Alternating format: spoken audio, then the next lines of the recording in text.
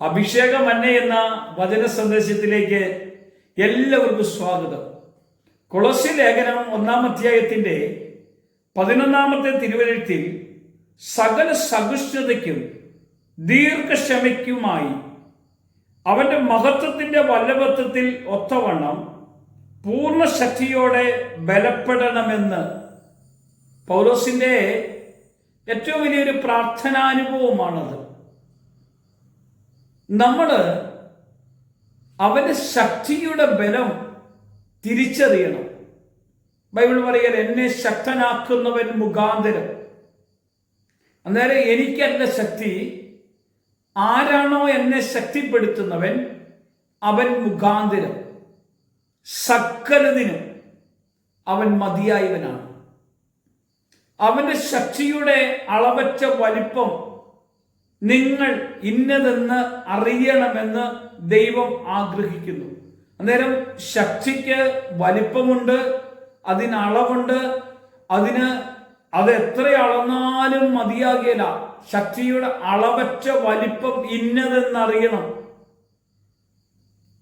ദൈവത്തിന്റെ സ്നേഹത്തിന്റെ ആഴവും വീതിയും നീളവും ഉയരവും അതെത്ര ആഴത്തിലുള്ളതാ അത്.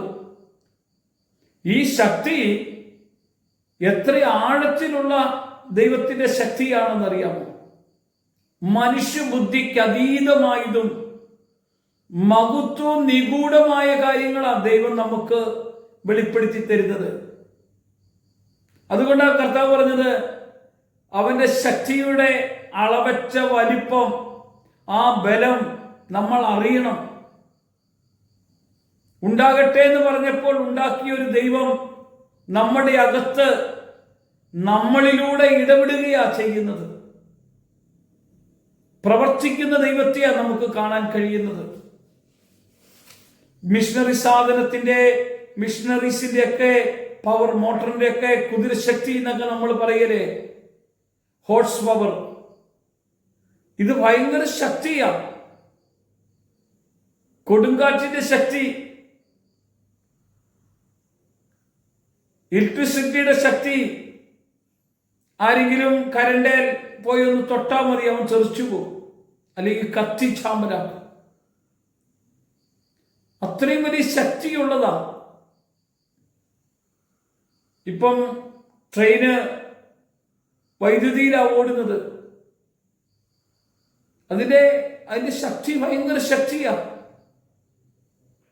അതിനേക്കാൾ എത്രയോ എത്രയോ എത്രയോ മടങ്ങ് ശക്തിയാ പരിശുദ്ധാത്മാവിൽ നമുക്ക് തരുന്നത്. അപ്പോസ്തല പ്രവർത്തനം 1-ാം അധ്യായത്തിന്റെ 8-ാമത്തെ വചനം പറയാം, പരിശുദ്ധാത്മാവ് നിങ്ങളുടെ മേൽ വരുമ്പോൾ നിങ്ങൾ ശക്തി പ്രാപിക്കും.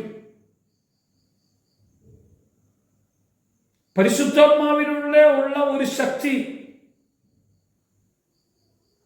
നമുക്ക് അനുഭവിക്കണമെന്ന് ദൈവം ആഗ്രഹിക്കുന്നുണ്ട്.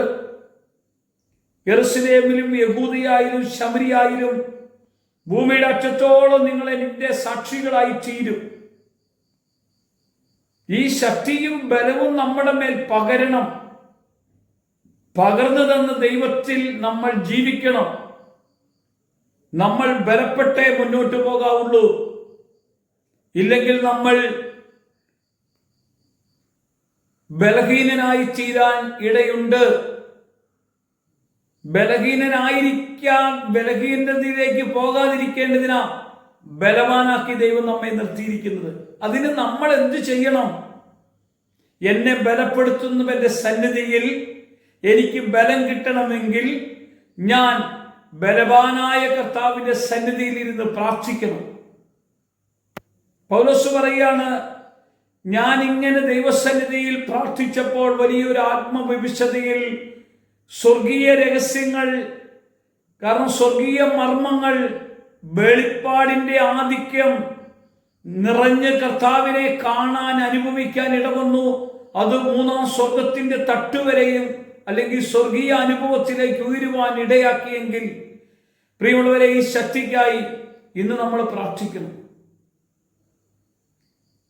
നമ്മുടെ ഭൗതികമായിട്ടുള്ള എന്തെങ്കിലും ശക്തിയല്ല, ജിമ്മിൽ പോയിട്ട് കിട്ടുന്ന നമ്മുടെ ശക്തിയൊന്നുമല്ല ആത്മാവിന്റെ ശക്തി.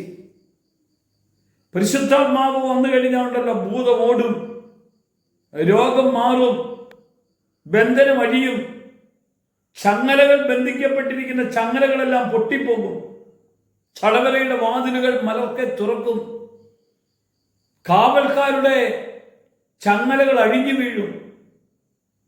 ഇത് ഇത്ര വലിയ ശക്തിയാ. എറിക്കോ കോട്ട പോലെയുള്ള കോട്ട വരെയും തകർന്നു വീഴും. ദൈവശക്തി.